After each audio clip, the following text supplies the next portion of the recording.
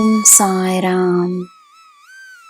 ನನ್ನ ಮುದ್ದಿನ ಮಗುವೆ, ಎಲ್ಲರಿಗೂ ಒಳ್ಳೆಯದನ್ನೇ ಬಯಸಿ ಸಮಯಕ್ಕೆ ಸರಿಯಾಗಿ ಸಹಾಯವನ್ನು ಮಾಡುವ ನಿನಗೆ ನಿನ್ನ ಜೀವನದಲ್ಲಿ ಯಾವ ಕೊರತೆಯೂ ಇರುವುದಿಲ್ಲ. ಕೊರತೆಯ ಬಗ್ಗೆ ಮಾತನಾಡಲು ಪ್ರಾರಂಭಿಸಿದರೆ ಅಂತ್ಯವೇ ಇಲ್ಲ.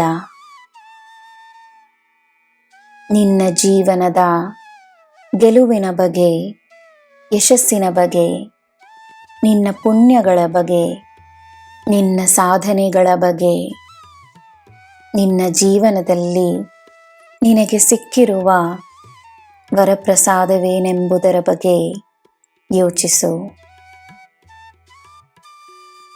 ನೀನು ಭಾಗ್ಯಶಾಲಿ ಎಂದು ನಂಬು.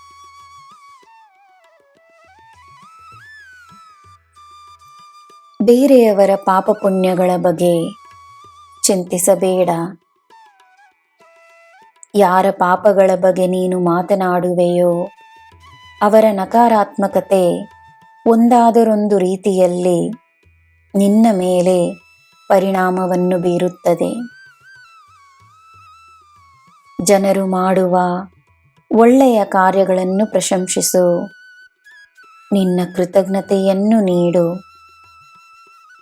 ಒಳ್ಳೆಯದನ್ನು ಮಾಡುವವರಿಗೋಸ್ಕರ ಪ್ರಾರ್ಥನೆಯನ್ನು ಮಾಡು.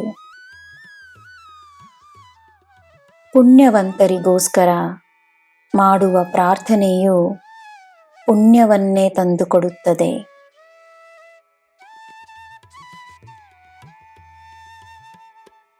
ಎಲ್ಲರಿಗೂ ಸರಿಯಾದ ವಯಸ್ಸಿನಲ್ಲಿ ಒಂದು ಗುರು ಸಿಗಬೇಕೆಂಬುದೇ ನಿನ್ನ ಪ್ರಾರ್ಥನೆಯಾಗಿರಲಿ. ಗುರುವಿನ ಮಾರ್ಗದಲ್ಲಿ ನಡೆಯಲು ತನ್ನ ಸಿದ್ಧತೆಯನ್ನು ತಾನು ತೋರಿಸಿದರೆ ಗುರುವಿನ ಪ್ರವೇಶ ನಿಶ್ಚಿತ.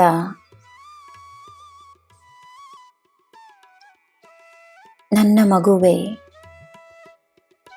ಆದದ್ದನ್ನೇ ಮನಸ್ಸಿನಲ್ಲಿಟ್ಟುಕೊಂಡು ಒದ್ದಾಡಬೇಡ. ಭೂತಕಾಲವನ್ನು ಹಿಂತಿರುಗಿ ನೋಡಬೇಡ. ಜನರು ಹೇಗೆ ಬೇಕಾದರೂ ಇರಲಿ, ನೀನು ಕರುಣೆಯನ್ನು ತೋರಿಸು. ಪ್ರೇಮ ಸ್ವರೂಪವಾಗಿರು. ಸದಾ ನನ್ನ ಮಗುವಾಗಿರು. ನಿನಗೆ ಎಲ್ಲ ಶುಭವೇ. ಜೈ ಸಾಯಿರಾಮ್.